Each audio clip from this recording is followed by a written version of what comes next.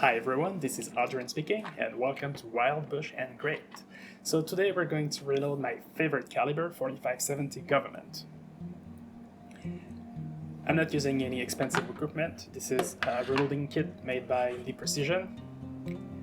I've used it for a while and it works well.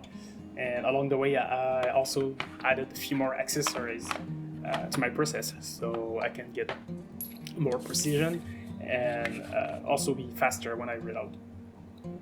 Here, this is a case conditioning kit. It comes with 4 little accessories. This is the cutter to trim your case length. This is the primer pocket cleaner. This is the lock stud, very useful if you want to use a hand drill or an electric screwdriver.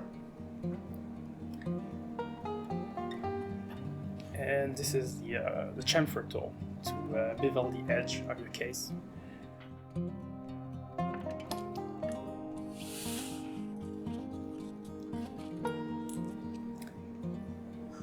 Here we have the case length gauge and a shell holder.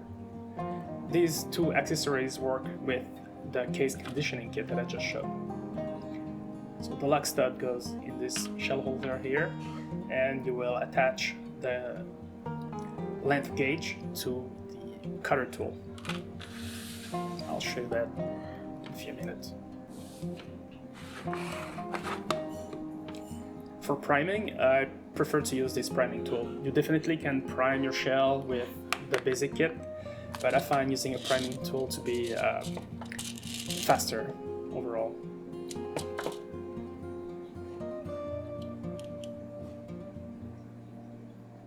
That's how it looks. And also, it's good to know that if you decide to use a priming tool, you also need the shell holder that will work with the priming tool. They don't come together. You have to buy it separately. I really like to know how much grain of powder goes into my shell, so this little scale here is super handy.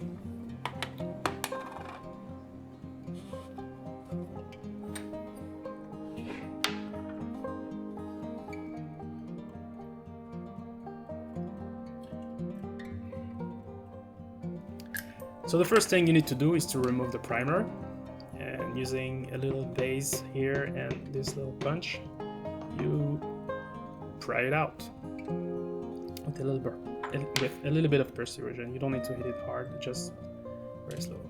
Here's the old primer. Just get it out of the way. With the cleaner, the primer bucket cleaner, I'll remove all the dirt and grime.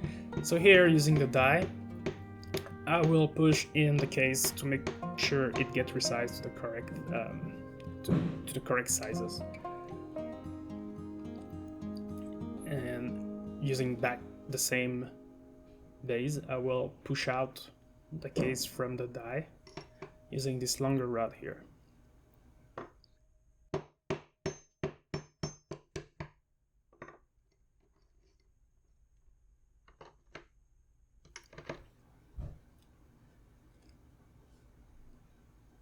All right. One good practice is to really inspect your cases, making sure they have no cracks, nothing weird about them, nothing bent or anything. Here I'm using just a little bit of steel wool to kind of clean it and remove some of the dirt that might be on the actual case. And it keeps the brass shine too, so.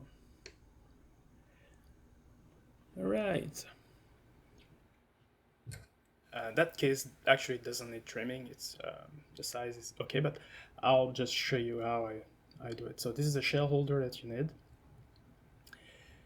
and I use the lock stud.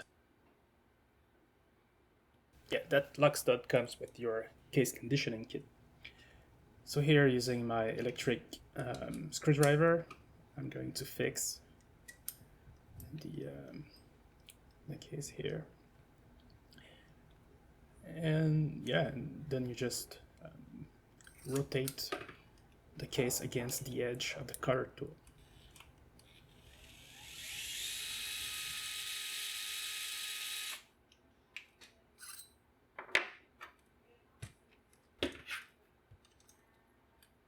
And here I'm using the chamfering tool. Let me get this off. Using the chamfering tool to deburr the edges, making sure there is no, it's not sharp anymore. It's going to help sealing the bullets later. All shiny, nice, nice, nice, nice. All right. Here's the priming. Again, with this, it takes half a second to prime your cartridge. You just sit the shell here on top, making sure it's all the way in, and then you press, and that's it.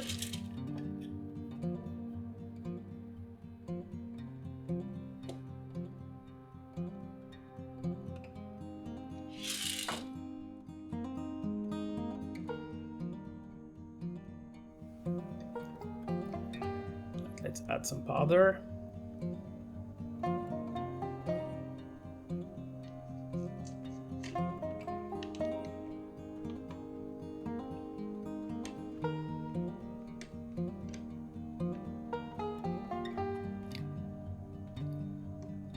Okay, so I'm gonna use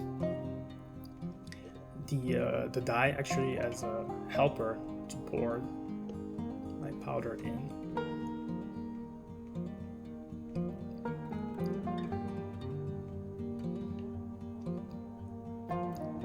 So the case is here. I'm using the dye on top of it because it has a larger opening on top, so it's easier to pour the powder inside the case. And make sure all the powder are actually inside the case. Just shake it a little, and it should be good. Next is the bullet. This is a 405 grain.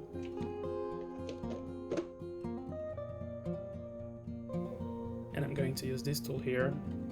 This tool actually has two purposes. The first one is to prime your cases, but if you use the handle, you can also you can sit the bullet with this tool.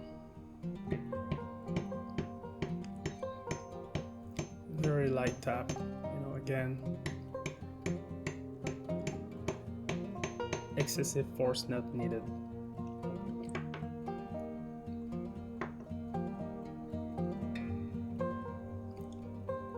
That's it, so it's good. Now I'm going to flip the die, and I'm gonna lightly tap on top. This will crimp a little the case around the bullet.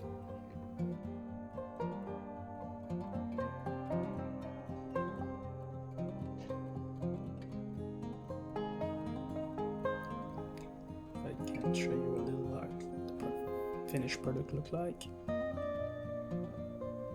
That's one hell 4570 right there. That's a hell of a caliber, I can tell you.